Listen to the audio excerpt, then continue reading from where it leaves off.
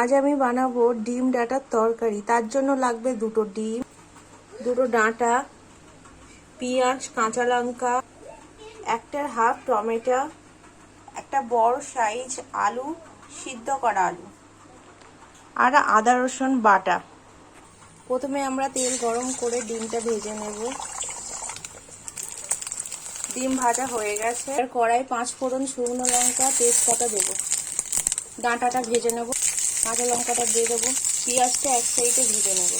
এবার এতে সিদ্ধ আলুটা দিয়ে দেবো, একটু আদা রসুন বাটা, টমেটো, লঙ্কার গুঁড়ো, হলুদ গুঁড়ো, ভালো করে নাড়তে হবে।